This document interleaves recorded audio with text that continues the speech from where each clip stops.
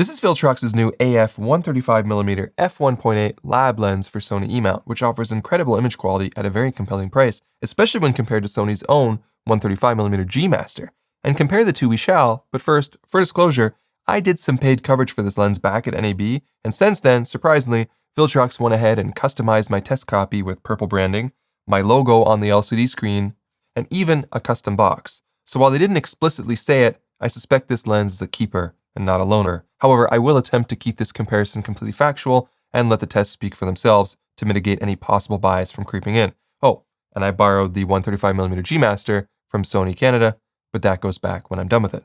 All right, let's start with the build and features, which is also the biggest difference between the two lenses and Viltrox's primary weakness. It is significantly larger and heavier. For some quick specs, the Viltrox is 1,300 grams, where the Sony is 950 grams. They both have a 82mm front filter thread.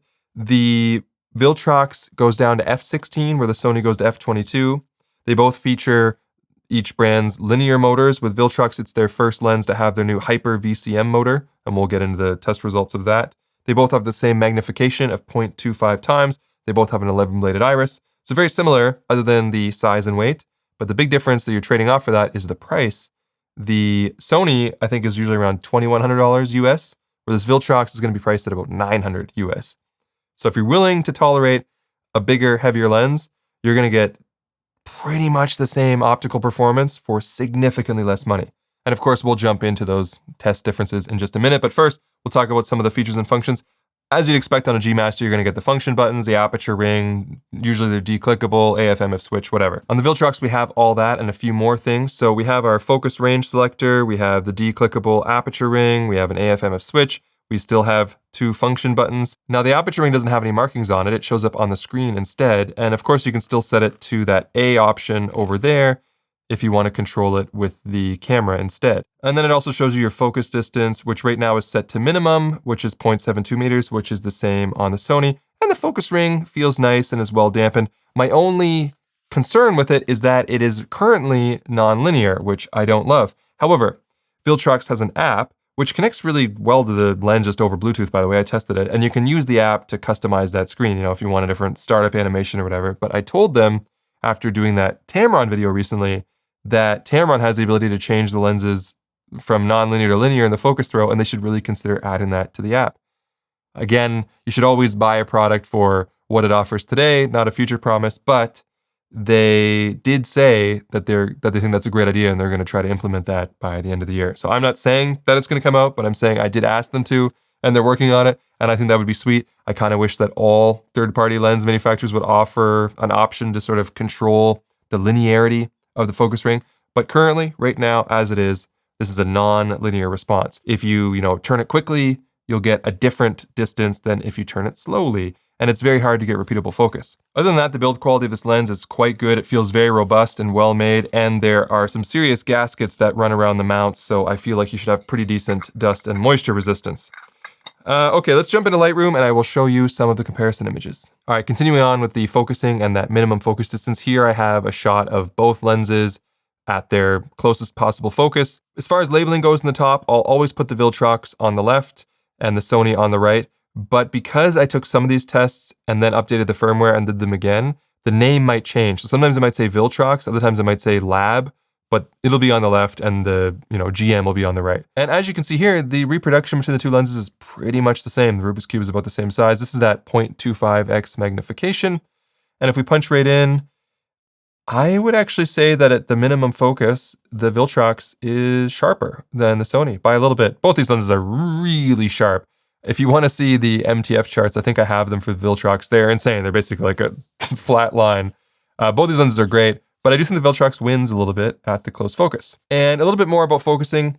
Again, they both have their linear motors. I did some of that minimum to infinity rapid racking in photo mode. And honestly, I had trouble telling which lens is faster. I think they probably get a tie. Maybe the Viltrox is like a hair faster, but it's really hard to see. They're both on that maglev linear focus system thing, so they're just whipping the glass elements back and forth. They're both plenty fast. And for video autofocus, again, I couldn't really tell the difference between the two. As far as performance, I'd say they perform about the same, which is excellent for both. The only thing I really noticed is that the Viltrox tends to make a little bit more noise than the Sony. The Sony, I would say, is silent, which is one of the selling points of their XD linear motors, but the Viltrox did make a little bit of a noise from time to time.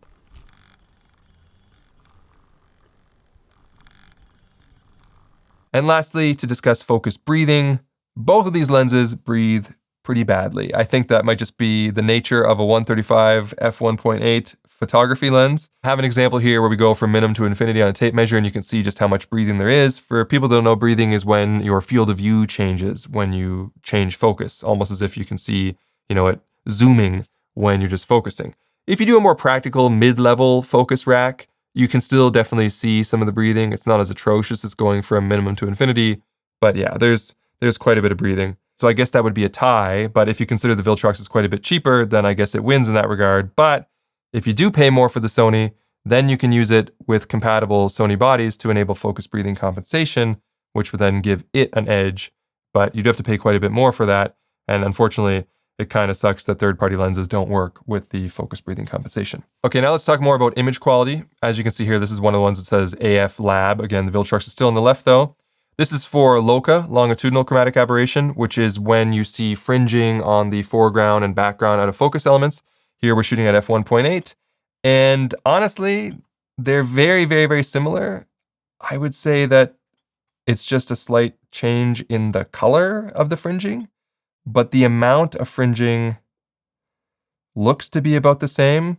You could argue that maybe the blue hue over here is standing out a little bit more than the purplish hue down here, but in terms of the quantity of fringing, I would probably call it a tie, and then you can just decide whether you like the yellow or the green. I have a practical test for lateral chromatic aberration over here, where I took a photo of just some tree branches that are backlit, and you can see it does quite well to minimize any kind of fringing like that. I was able to get a little bit over here. This kind of thing could be corrected in Lightroom by just adding a little bit of fringe correction.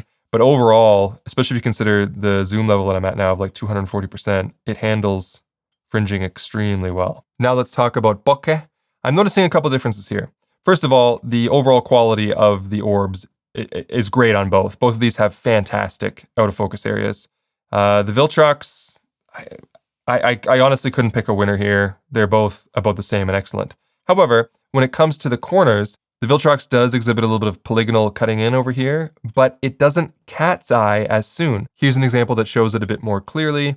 You can see that the Sony has a bit more of that sort of lemon shape, but the Viltrox has a little bit of a weird shape over here. So I don't know, pick your poison. Both overall, when you just look at them as a quick glance, they look very similar though, and they both do an excellent job. Stop down f4 version of this, you can see that they both have an 11-bladed iris, but the Sony does manage to be a little bit smoother where the blades are a little bit more distinct on the Viltrox. But again, these are very minor differences, and the texture and quality of that bokeh is perfect on both. If we take a quick look at Sunstars here, I wouldn't say that either of these lenses are ideal for shooting Sunstars, but there you go. There's the two of them. Yep, okay. And then talking a little bit about flare. Pretty similar results again. Very, very, very similar. I don't know that I could pick a winner here. The artifacts even look kind of similar. And then doing a bit more of a practical backlit flare example here.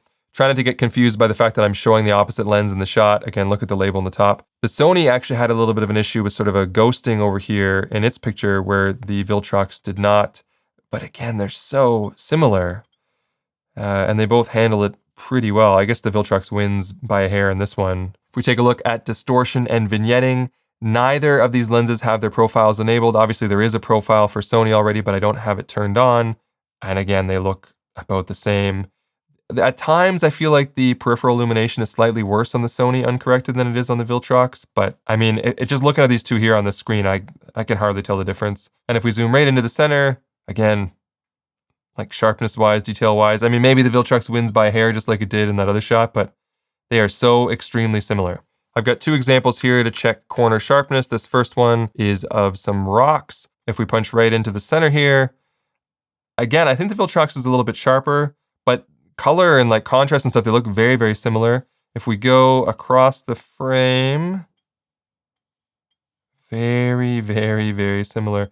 Again, you see how it's possible just like the light changed slightly, but again, how the corners seem a little bit brighter on the Viltrox than they do on the Sony. It's minor, but I do see it. And as far as sharpness, extremely similar, but I think the Viltrox wins by just a little bit here. But this can probably be seen easier in this example. Punch into the center here. Yeah, the detail is incredible on both of these lenses, but I think the Viltrox is definitely a little bit sharper. And let's take a look in the corner. And again, slightly brighter, so slightly better peripheral illumination uncorrected, and maybe slightly better detail too. I think, yeah, just a little bit. I mean, I've done a lot of lens comparisons, and sometimes you just go, oh, the one on the left is better. And yes, I can see that the Viltrox is better, but I'm at 230% magnification here. It's 3 to 4% better, which, you know, is still saying something. It's a cheaper lens that is a few percent better. So, and better than one of the Sony lenses that was like crazy sharp and like one of their best performers. I'll show you a couple practical examples too. I was out at Camera Canada's photo day earlier in the month, and they had this, you know, event going on at Pioneer Village. The detail on this face is just astounding. I'm at 240% right now, and it's just incredible. I also really like the tone and the contrast in this image. I think this lens is a great performer. Here's another example. Somebody, let's take a look at the face. Again, really, really, really sharp. I'm counting pores here, you know, all the way at this distance. Color is great. You can see the autofocus elements in the background. I think they look great. Really good separation. Okay, this one I included because it made me laugh. It's just a photo of a sheep, no big deal. I mean, sure, it's plenty sharp, which is great. But when the sheep turned around and I was using the tracking on the Alpha 1, it managed to find a face or an eye on another part of the sheep, which I thought was hilarious to see a little tracking box appear right here on whatever this thing is. But boy, did it get it sharp. So good job Sony, and good job lens, I guess. And they also had some birds on display, so I took a photo of this owl who was just adorable, but again, like incredible detail and sharpness, like all these little feathers and little pin feathers and everything. But look at his frumpy little face. Look at this cute little owl. Adorable. All right, well, that's pretty much all I have to say about this lens.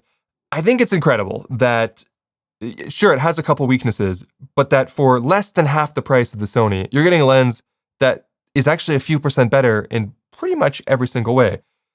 It is heavier and it is bigger. And I mean, the Sony lens isn't exactly small either. And when I was walking around with each of them all day, they both started to get a little bit tiring. But that extra 400 grams or whatever over here, which is, you know, darn near a pound, does start to add up. And I do think that is something to consider. But if the added weight doesn't bother you, or the fact that this lens only goes to f16 instead of f22 on the Sony doesn't bother you, then it's a no-brainer. You're going to save a bunch of money to get a lens that is equally performant or a few percent better in every category. And that's impressive. Overall, I think Viltrox did a fantastic job with this lens, and I'm very interested to see where they go with the rest of this lab lineup, because as a first entry into that series, this is a very promising start. All right, I'm done.